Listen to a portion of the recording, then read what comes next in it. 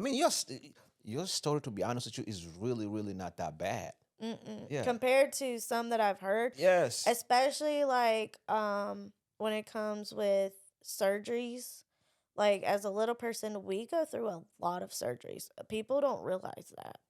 And depending on what type of dwarfism you have and how your body reacts depends on how many surgeries you have.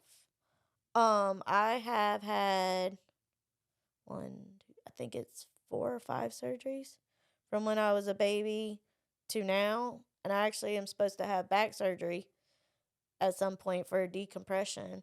But I've been pushing it off because I had a doctor when I was in elementary school. And he was like, "You're going to eventually need it, but I'm not going to tell you to slow down.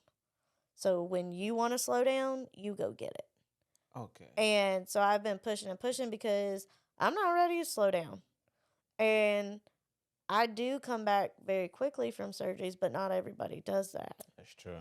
And one of the biggest surgeries we've normally have is our legs are bowed. And this is also how like the years have come because like my dad got his legs. It's called a straightening, and you can have anywhere from, depending on who does it and what kind you get, you can have rods, screws, nails, anything in your legs. I don't have anything in my legs.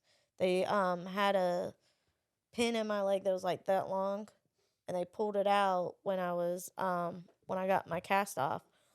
But I had only one leg straightened, where there's people that have had both legs straightened multiple times. My dad has scars on his legs that are like here, here, here, and they're like this long. I have a scar on my upper, I guess that's your ankle, is here and here, and they're this big. Jeez. And it's kind of funny because sometimes when we go to conventions, we're like, "Can we see what kind of scars do you have? What kind of scars do you have?" And like I have a scar on the back of the neck, which I actually didn't know about until I was in, I think it was middle school. One of my friends was like, "What happened to your neck?" And I'm like, "What are you talking about?" And I went home and I was like, "Mom, what happened to my neck?" And she's like, "Oh, you had a decompression when you were a baby. You just don't remember it because you were a baby." And I'm like, "What are you talking about?"